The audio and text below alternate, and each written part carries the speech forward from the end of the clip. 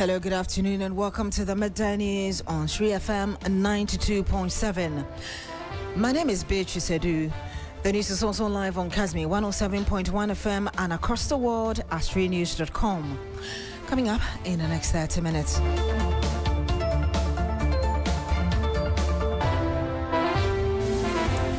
Issues surrounding passage of anti-gay bill gets murkier as both Speaker of Parliament and President say procedures were breached and bill not fit for presidential assent.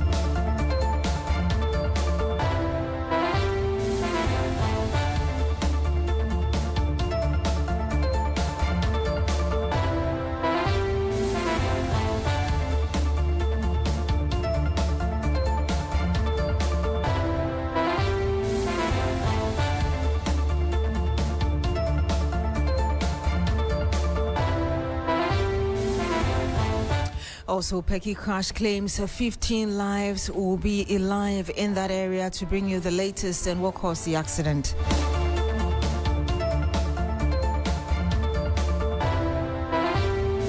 And much later on the program, the Abronye trial is currently ongoing. We'll bring you the latest.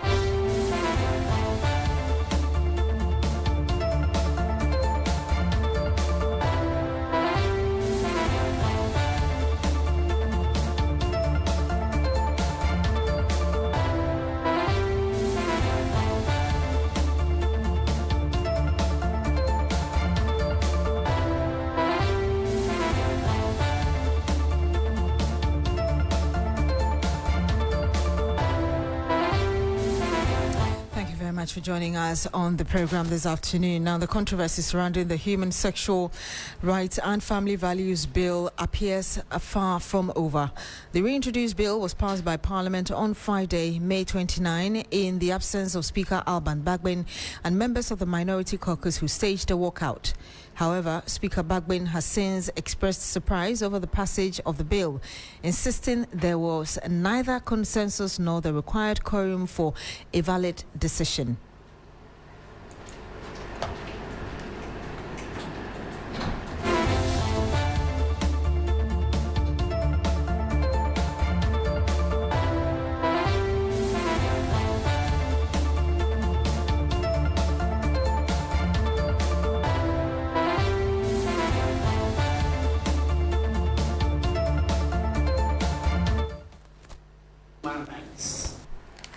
You know the copious instruments and laws on human rights.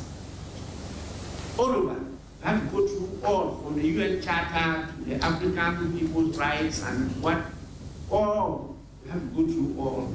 Then we have also our development partners who have a lot of contributions to make. We have the United Nations coming in with proposals, some memo and everything. We as Ghanaians also have to dig deeper into our cultures, our customs, our values before we came out with what was passed on Friday. And in fact, when it was passed on Friday, it was even a surprise to me, because I knew that we're going to start the consideration of the bill. And that was the instructions I left before I went to attend to other activities. It was Friday, and members wanted to go home early to their constituencies, the one we're going to sit today. And so I knew they wouldn't have completed. But all of a sudden, I read about this passage. I reacted, and later I saw on TV all the things that happened. And so this evening, I've asked the leaders to meet me in my office. So they will be here for us to go through it. This is such a critical bill that we believe there must be consensus. But it's not about passing bill. It's about implementing it and making sure that it benefits the people.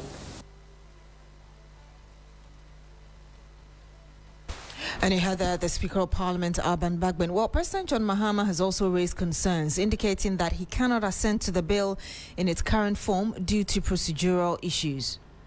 Parliament has been considering it, and It was supposed to have been passed last week. There have been a few issues raised. One, that there wasn't quorum when it was passed. That's an issue that has come up. And then two, there were some procedural lapses in terms of its passage. I just got some communication that the Speaker was reading a statement to address the issue of the lapses in the passage of the bill.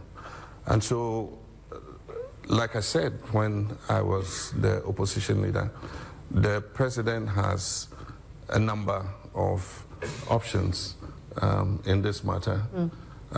It must come for assent, and so once the President gets it, you go through it because you are not part of the discussion in Parliament.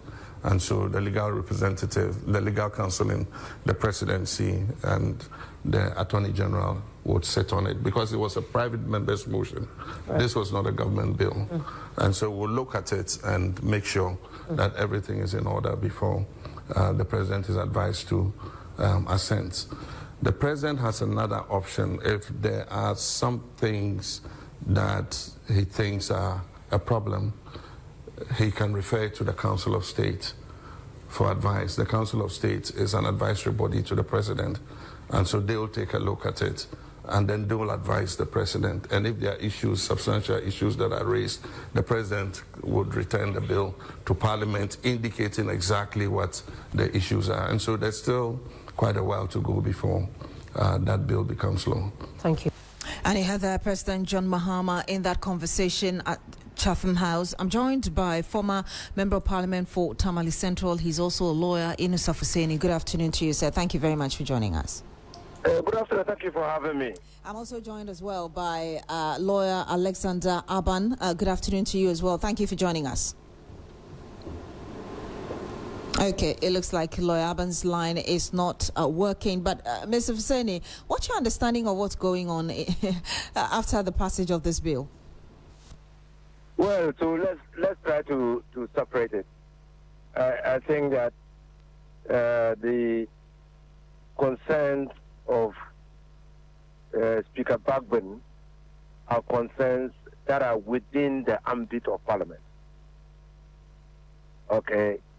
As the presiding officer of Parliament, I think that his objection or his concern has been largely the flouting of the directives that he had given.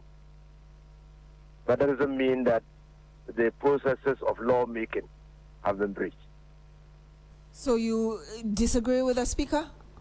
No. I'm just saying that the directive, I don't disagree with the Speaker. The Speaker says, I gave directives. I thought that the matter of the passage of the bill must end at the consideration stage in my absence.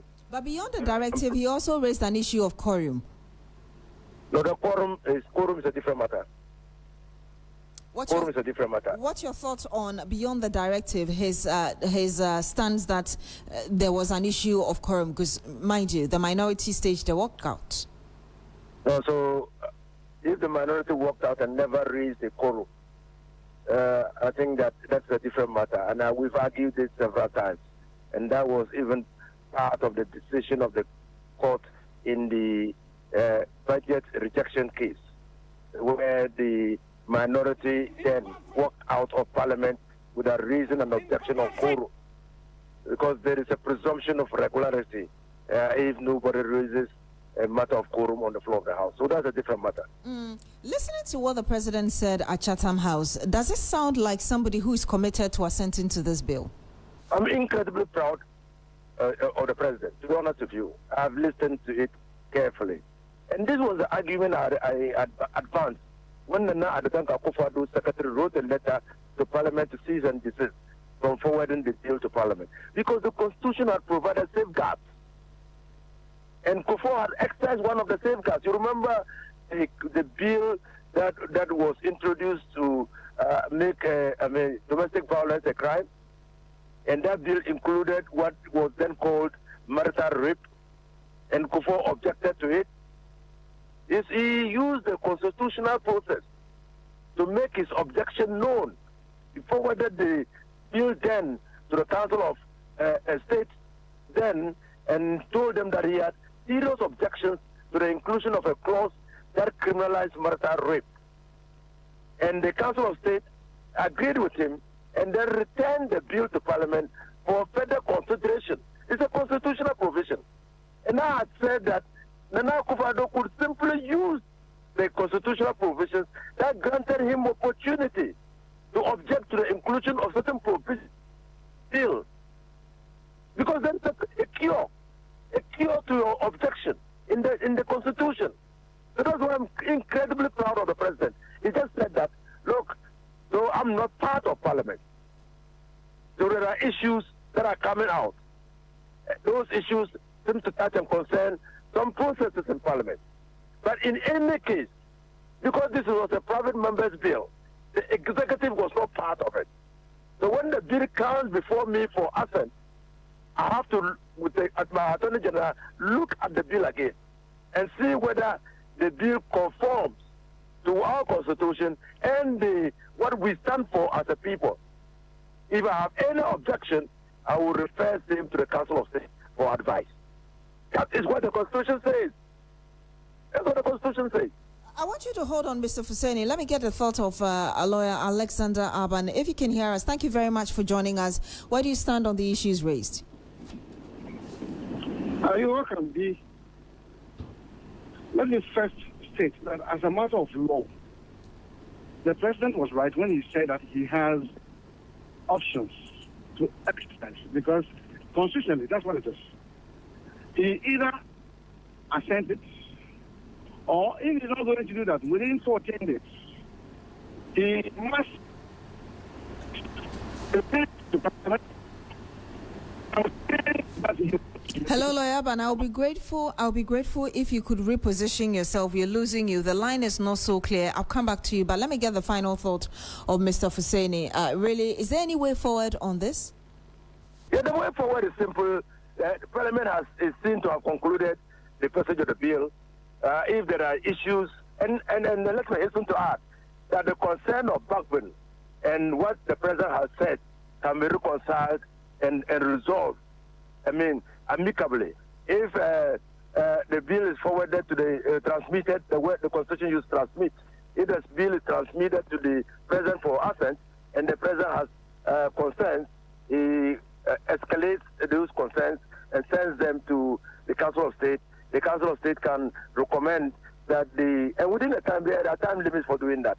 The Council of State can recommend that the bill be returned to Parliament for further consideration of certain matters. Well, and then what Baffoe has said can be resolved, and what the President will see as being, unwelcome in the bill can also be resolved at the same time. Well, as we speak, we do not know of the bill being transmitted to the presidency or the executive yet, but the President has already given his thought on it.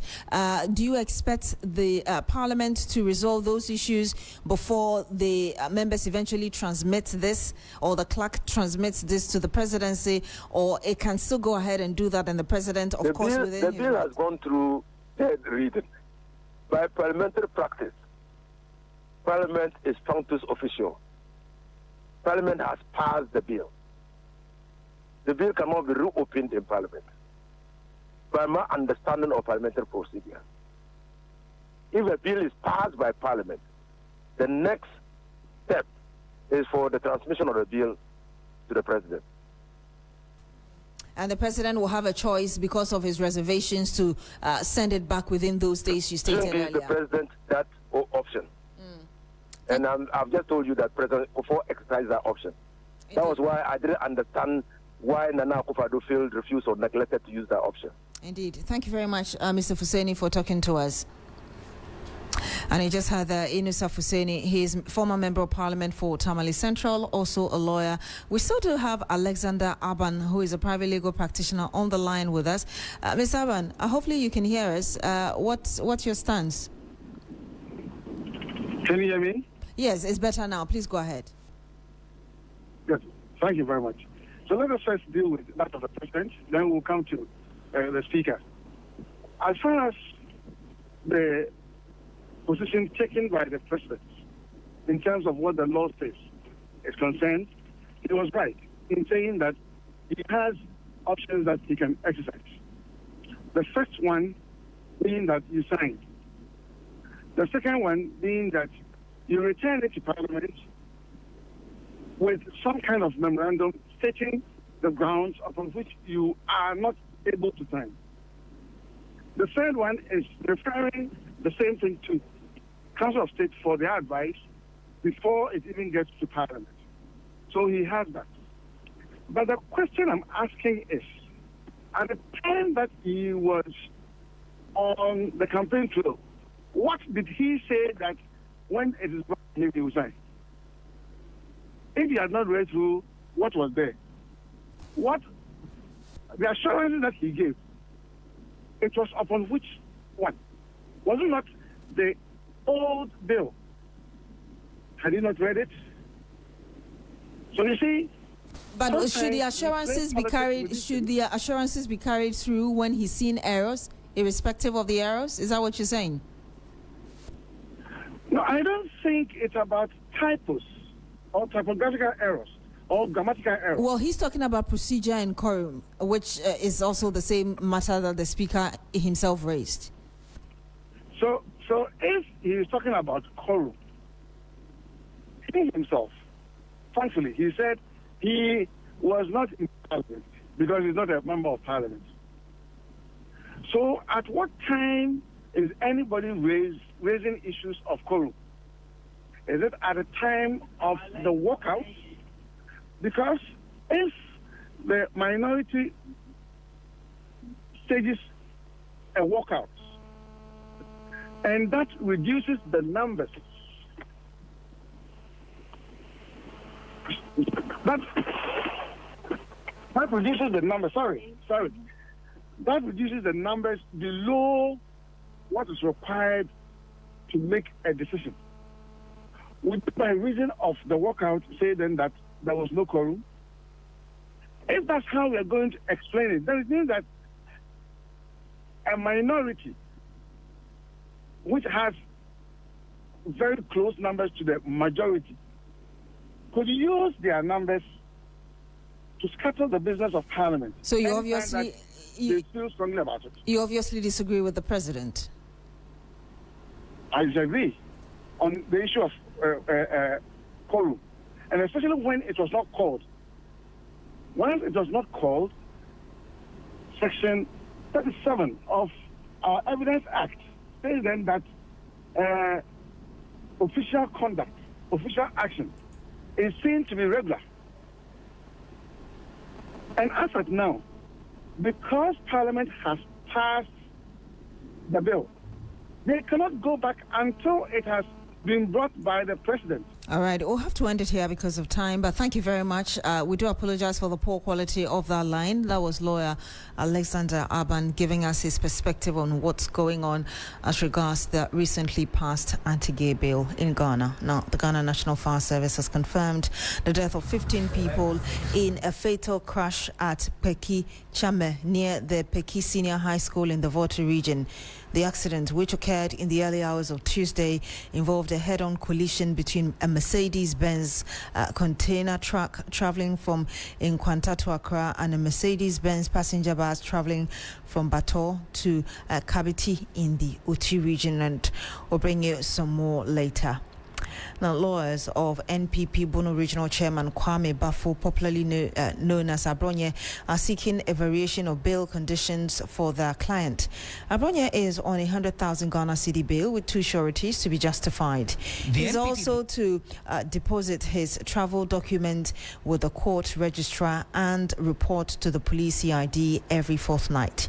He's facing charges of offensive conduct conducive to the breach of peace and publication of false news over alleged derogatory remarks against the circuit court judge. Earlier, the presiding judge at the circuit court cautioned counsel for Abronye raised objections to court proceedings, which they noted were incomplete. Let's speak to our correspondent, Noble Crosby-Annan, and Lord Edwasare is rather joining us on the phone. Lord, what can you tell us? Right, Beatrice. So let's start from the circuit court, where earlier lawyers of Abronye, they told the court that the last time they were in court, they realized that the development or incident that happened in court was not what was given to them when they applied for the proceedings. Now, they raised some objections to what they described as incomplete court proceedings. So, for example, they indicated that in the judge's ruling, he had indicated that Abronye be remanded into prison custody before eventually changing it to BNI custody until the final determination of the matter. Now, this was the case of the lawyers. But when the proceedings were served to them, the order or the ruling was that he should be remanded into BNI custody for 2 weeks, which is till the next agenda date. Now, because of this inconsistency, they were indicating that the processes that were served was erroneous. And then the judge raised the point that those were very grave allegations to make, because you're talking about forging court documents, which has its own penalties. Now, eventually, when the court proceedings was read, it turned out that the court had actually ruled that Abronye be remanded into BNI custody until the next agenda date, meaning he was to be remanded for 2 weeks. Now, fast forward to the High Court, they were praying the court to vary his bail conditions. Now, the bail conditions involved 100,000 CDs with 2 sureties, report to the police EID every fortnight, and then deposit his passports and other travel documents. Now, we gather that he's seeking for the court to vary the aspects, which is asking him to deposit his passport and other travel documents, because he seeks to travel and to get medical attention, among other things. When the case was called today, the prosecution indicated that initially the court indicated that they had just been served with that application, and so they would have to go through. And then the prosecution also indicated that they had been served not long ago by Abronye's lawyers. And so the court sought for more time for the parties to, which is the prosecution essentially, to assess the documents, because they had filed an affidavit of opposition to that documentation. And so the case has been adjourned to Thursday for that hearing and ruling on the application to vary the bail conditions of Abronye Beatrice. Right. So aside from you, I heard you talk about a German date. What more can you tell us as regards what we should expect in the way forward? Well, on Thursday, the lawyers of Abronye will be expecting to move that application for the court to vary the bail conditions. The prosecution has already filed an affidavit in opposition, and so when they are done making their arguments, the court will have to rule on it. And if they grant him the bail application, it will mean that his passport will be released to him, and then he'll be allowed to travel outside. Otherwise, if it's denied, they may want to look at other options and all that, Beatrice. Thank you very much. Lord Adwasare, he's our court affairs correspondent. Now, the Allied Health Professions Council has shut down 5 unlicensed medical laboratories in the Tamale metropolis and arrested 2 individuals during a regulatory inspection exercise. The council says the affected facilities were operating without the required licenses and failed to meet key professional standards, raising concerns about patient safety. Northern Regional Correspondent Nadrat Mohammed will be joining us very shortly, but let's hear a representative of the council. Focus is the patients and the general public. It means that there's a possibility, high possibility, that they are not getting the requisite diagnostic tests done on them. So the effect is not something that we can close over. It's a very serious issue. You go to hospital or you go to perform any diagnostic procedure because you want to be diagnosed of your condition. If you come in and then they use a very substantial way of doing things, and unfortunately they give you some diagnosis, it go a long way to affect the treatment. And you go come every day and your problem is not being solved, and that is not accepted. We think that has to be approved until we see evidence that these procedures that they run are well-established procedures. We cannot open those labs for them to open. So we cannot confidently see the lab. We cannot trust whatever is going to happen, because since the procedures are not being done well, we cannot be sure what the outcome will be. that immediately after here, I'm going to engage the CEO, the Registrar for Health Facility Regulatory Authority, IFA. He's a friend. I will engage him, and we'll have to get some understanding of how come such facilities are operating this way. If there's an oversight, we will definitely engage for that to be done. We are in charge of the service itself. Regulators, we regulate the service of the practice. IFRA is to regulate the facilities itself and its management. And we are not satisfied with the service. It has an effect with the facility itself. So the two must collaborate, must work hand in hand to get that iron out, so that collectively the benefit will be to the general public than the current situation we find ourselves. Now let's say. And you had a representative of the Allied Health Professionals Council, Dr. Ishahaku Shirazu. Let's speak to correspondent Nadrat Mohammed. Nadrat, tell us more about really the specific breaches uncovered at the facilities. This exercise started yesterday. It's supposed to be 2 days exercise that we are continuing today in the Tamale metropolis. We visited some number of laboratory facilities here in Tamale, and about as of yesterday, about 6 were closed down because the council said they spotted some procedures in the facility that are not of good standing, so they are not qualified to operate as a laboratory in the Tamale metropolis. So that was some of the things they spotted, and also some other people were identified as they didn't have the required skills, or let me say the license to operate as lab technicians in this facility. So yes, some two arrests were made yesterday because they did not have the license, but yes, they were operating as lab technicians in this facility. So those and then other challenges such as inappropriate disposal of their waste and other things contributed to the closure of some of these facilities in the Tamale metropolis. Thank you very much, Nadrat Mohammed. She's our Northern Regional Correspondent now. President John Mahama has held a breakfast meeting with UK Prime Minister Keir Starmer to advance Ghana's long-standing bilateral relations with the United Kingdom.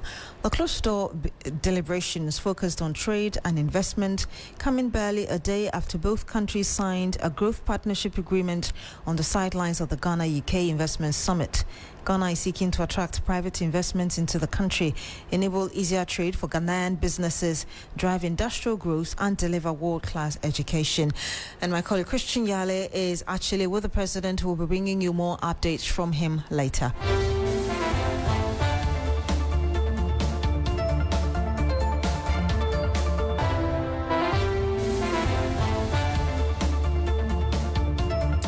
Before we go, residents of Kinky Factory, a suburb of Koforidua, are demanding sustainable drainage systems and wider culverts to address recurring flooding in the area. The flooding, which residents blame on ongoing China Mall construction, has affected the community in recent weeks. And again, we'll bring you more later. My name is Beatrice Adu. Thank you very much for joining us on the Midday News on 3FM and 92.7. Log on to 3news.com for more news. Have a good afternoon.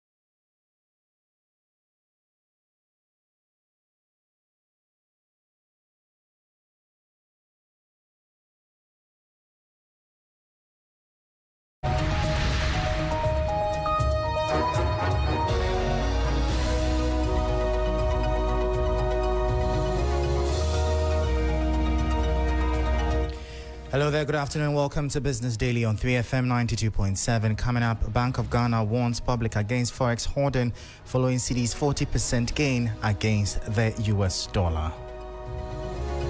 Soon found themselves on the wrong side of the trade, unwinding at a loss. The fundamentals of this economy do not reward speculation. Meanwhile, Bank of Ghana Governor urges channeling of $8 billion annual remittances into productive investment. When they come through, it helps to stabilize the cedi. Last year, remittance inflows got as high as nearly $8 billion.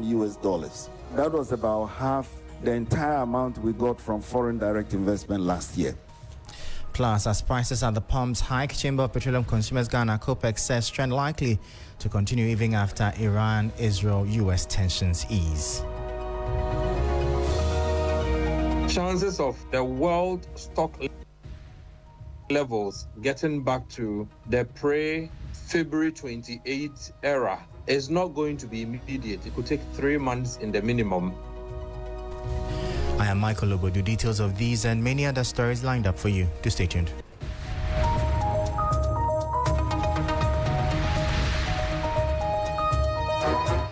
Thank you so much for your time. Now straight into our top story. And the Bank of Ghana is warning individuals and businesses against hoarding foreign currency in anticipation of a depreciation of the cedi.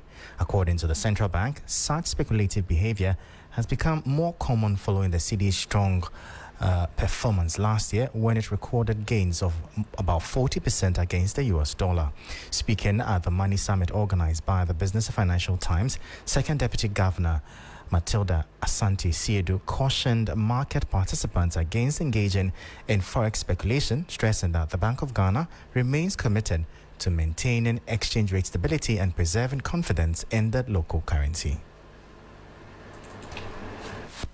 For those of you who have followed the Ghana Gold Reserve Accumulation Program that we call GAMRAP, towards a medium-term target of 15 months of import cover, these buffers, we believe, will help the economy absorb shocks without panic. And so far, I'm happy to say that they have served us well. The cedi has stayed largely resilient, even though we've seen some dips. But a stable currency is built on as much behavior as is built on buffers. And at this point, I want to speak directly to the markets, the economic actors. We all saw the lessons plainly last year. Those who bet against the cedi and hoarded foreign currency soon found themselves on the wrong side of the trade, unwinding at a loss. The fundamentals of this economy do not reward speculation. The Second Deputy Governor further urged financial institutions to work to establish products tailored for the diaspora as government makes effort to attract more foreign direct investment. In our capital markets, in remittances. Yesterday, for those of you who followed the Ghana firm in the UK, you would have heard people in the diaspora eager, looking for investment instruments to put their money. So those of you in the banking sector, this is a challenge for you. Create products and services that enable them to channel their resources not into just consumption, which is remittance that we all take every month or end of month and consume, but into products that translate into investment into the economy, because the capacity exists. This morning I had conversations about guarantees. Again, our colleague from Fidelity talked about that. I'm sure you're familiar with the guarantee system through Development Bank. We're working on improving that, making sure that on-lending is made available also, again, to reach the SME and small sectors of the economy.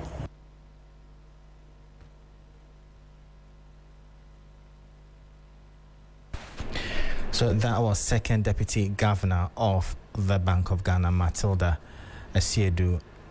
Asante-Siedu speaking there. Now, the Governor of the Bank of Ghana, Dr. Johnson Isiama, has called for a major shift in how the nation utilizes its estimated $8 billion in annual remittance inflows, urging stakeholders to move beyond household consumption and toward long-term capital investment. Speaking at the Ghana-UK Investment Summit, Dr. Tsiame highlighted that while diaspora remittances serve as a critical source of foreign exchange, their full economic potential for enterprise financing, capital formation, and national development remain unharnessed. Some of the companies located here who take your remittances, instead of paying the pounds into the nostro accounts of a Ghanaian bank so that it enters our system, they rather arrange for somebody to give you the cedis in Ghana instantly. Yes. But then the pound sterling or the dollars here, they keep it aside. So they turn themselves into FX dealers, whereas they are not licensed to do so. When they do that, the monies they take from you is not made available for us to use. So banks can, for example, use it to finance LCs, pay for imports and the likes. And so when we got in, we had to put in measures to compel all these people to pay in those flows so that the inflows come through. Because when they come through, it helps to stabilize the cedi. No wonder last year remittance inflows got as high as nearly $8 billion. That was about half the entire amount we got from foreign direct investment last year. And so for us at the central bank, we decided to look at our diaspora differently. These are part of the investors we are looking for. It's not just a foreign investor, but the diaspora population. So that was Governor of the Bank of Ghana, Dr. Johnson Tsiame, there at the Ghana-UK Investment Summit. We're still on the central bank. The Bank of Ghana has firmly debunked recent media reports alleging that it is planning to sell its newly constructed $260 million headquarters. In an official press release issued on Tuesday, the central bank categorically labeled the claim as false and misleading, reassuring the public that the facility remains a core asset of its future operations. This report has the details.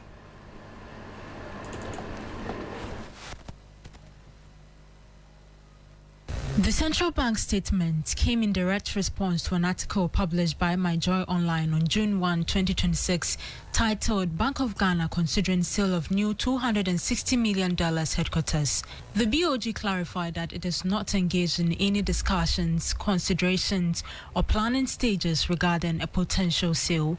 According to the Apex Bank, the state-of-the-art facility was commissioned specifically to support the bank's day-to-day operations, enhance efficiency in discharging its statutory mandate, and serve as a critical long-term institutional asset. The central bank urged both the public and media houses to completely disregard the publication, warning of the broader economic implications that speculative journalism can cause. Reiterating its commitment to transparency, the Bank of Ghana advised the media to seek proper verification from its communications team before publishing stories concerning its operations. The BOG reminded stakeholders that all authentic updates will only be shared through its official channels, including its verified social media handles, the official website, and signed statement from the bank's secretary. And that was a 3 Business News Desk report. Before we leave you, consumers hoping for rapid relief at the local pumps following a potential de-escalation of the geopolitical tensions between Iran and Israel, U.S. are likely to be disappointed. The Executive Secretary of the Chamber of Petroleum Consumers Ghana, COPEC, Duncan Amwa, has warned that the current upward trajectory of domestic fuel prices is poised to persist regardless of shifting dynamics in the Middle East as global supply chains have been disrupted. In the event that you even have crude coming in because the Strait of Hormuz, there's a cessation in hostility on the straits, chances of, the world stock levels getting back to the pre-February 28 era is not going to be immediate. It could take 3 months in the minimum, according to some reports that we have chanced upon. Should the U.S. and Iran come to a deal today. And that was Duncan Amma, the Executive Secretary of the Chamber of Petroleum Consumers Ghana, COPEC, bringing an end to today's edition of Business Daily here on 3FM 92.7. For more stories, please check out our website at 3news.com/business. I am Michael Obodu. Thank you for tuning in. As always, please stay safe. Up next is Urban Blend, and Black Rasta is on standby. Do stay tuned.